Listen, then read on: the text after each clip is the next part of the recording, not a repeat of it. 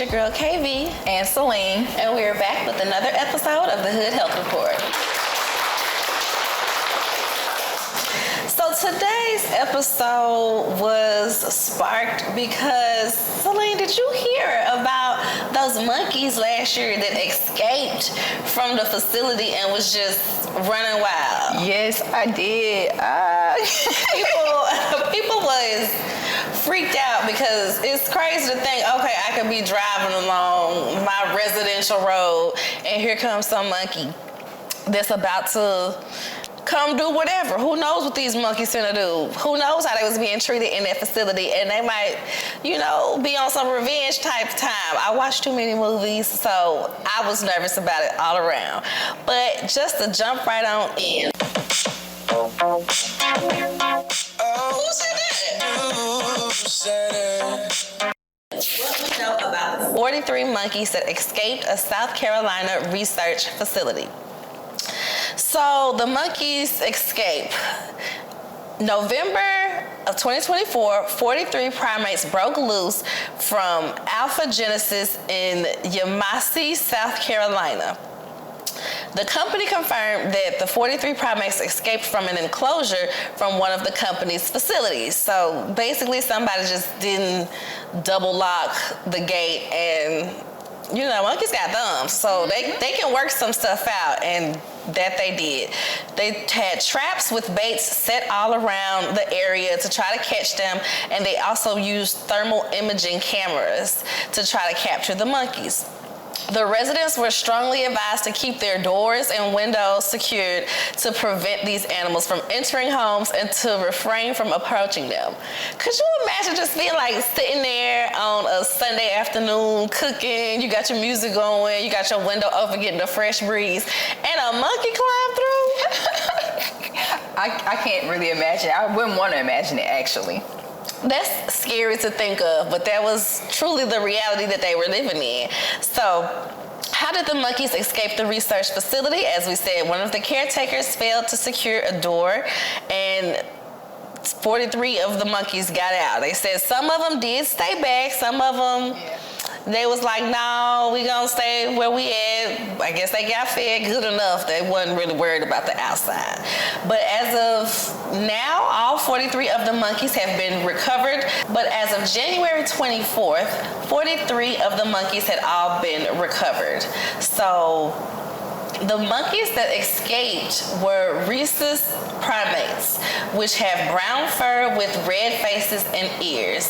They have close cropped hair on their heads, which accentuates their very expressive faces. And when I looked it up, I was like, yeah, these are some very expressive faces.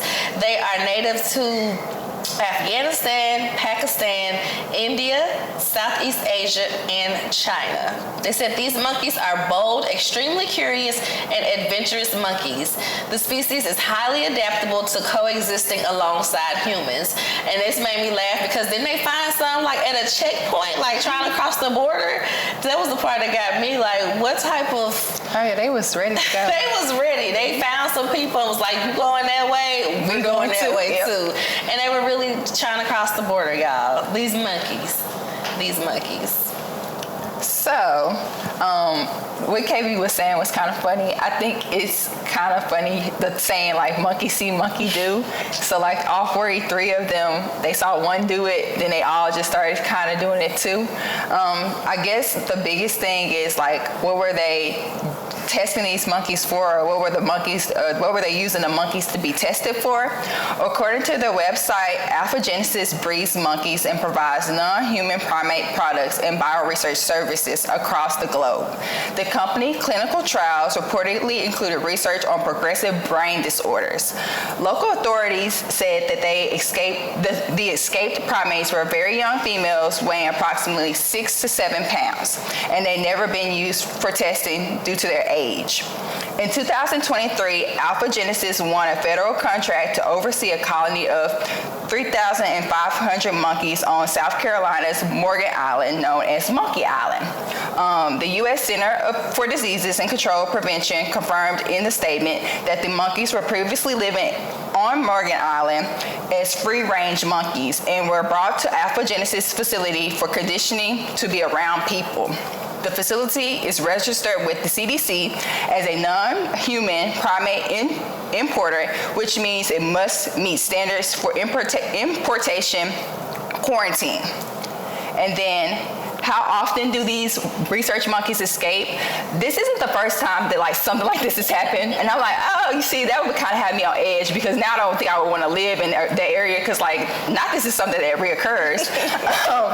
They said that 8 years ago, 19 primates escaped from the company's facility, but they were recaptured in less than 6 hours. So this one took a little bit longer, but it's also because they had triple the number of monkeys that escaped from the facility. I wonder when they're selling houses in the area, do they be the research facility not too far, so don't be surprised if you see a monkey or two on your yard. They gotta tell them, or maybe they gotta give them some kind of understanding, hey, there might be or may be a outbreak, or they might get out at some point while you're living in your home. Just be aware of that. I hope they would tell somebody.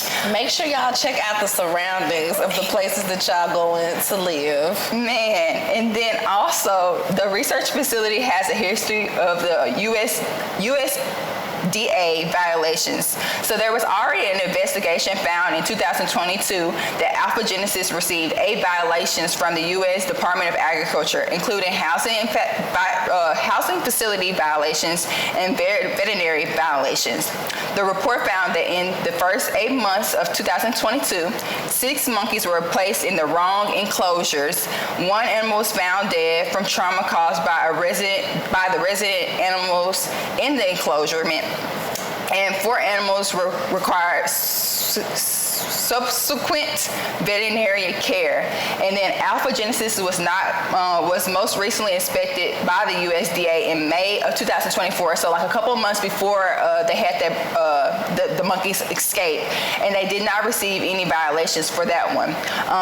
That report shows that at the time of the inspection, there was at least 6,701 monkeys on the property. So, hey, 43, considering that they have 6,000, I'm not mad at it, but I don't think any monkey should be getting out. Especially if it's because you forgot to lock the gate. Right.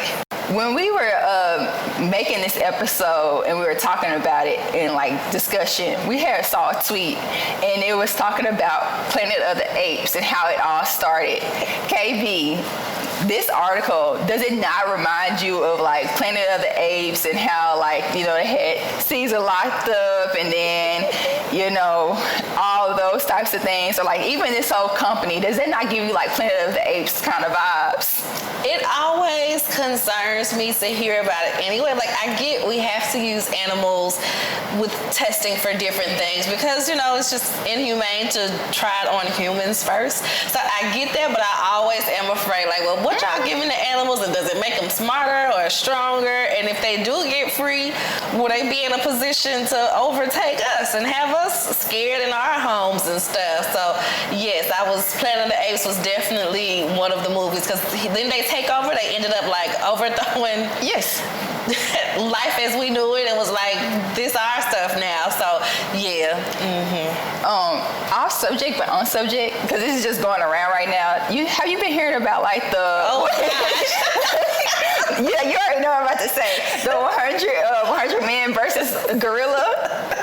That's what I'm starting to get from this too. I'm I start getting a little worried whenever I think about animals getting out, because you just gotta think to yourself, if it was, first of all, the people that say that the 100 men will win, that's a lot of confidence that y'all have in yourself.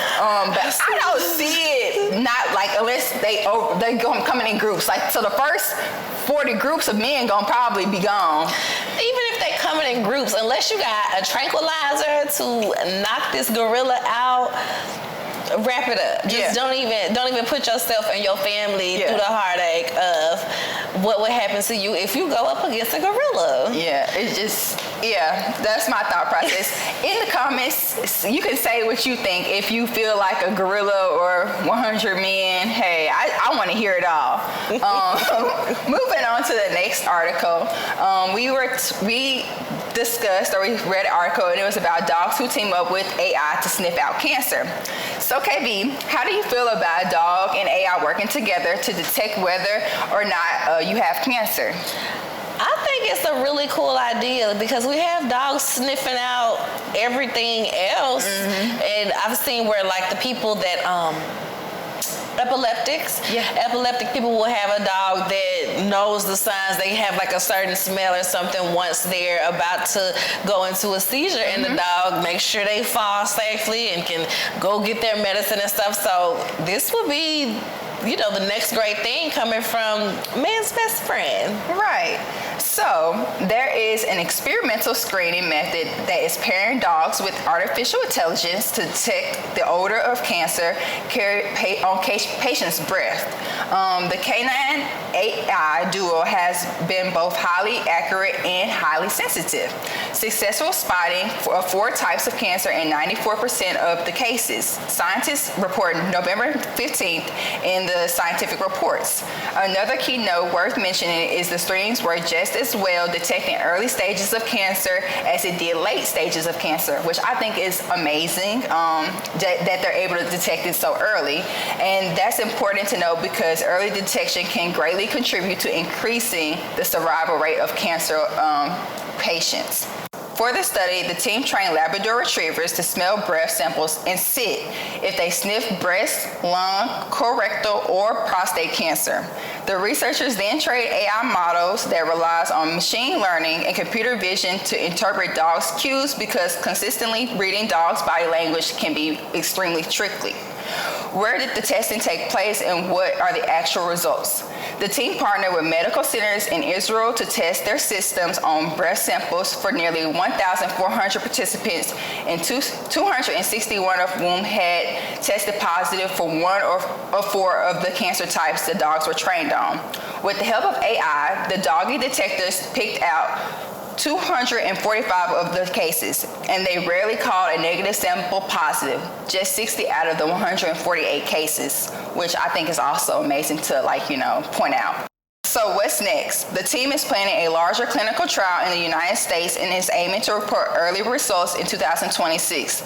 The company is working with beagles for cancer detecting work, partly because they're smaller and easier to train, and the Labradors who worked in the study are still the top dogs to the researchers and will continue to do research and development as well.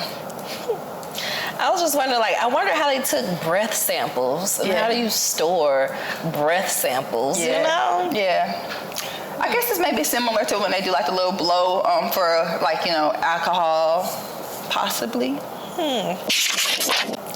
So this last article that we're going to get into, super creepy in the grand scheme of things. Scientists have bred woolly mice on their journey to bring back the mammoth. So people, you've seen cartoon pictures of the woolly mammoth, and it's always just kind of slow poking around, ice age type stuff.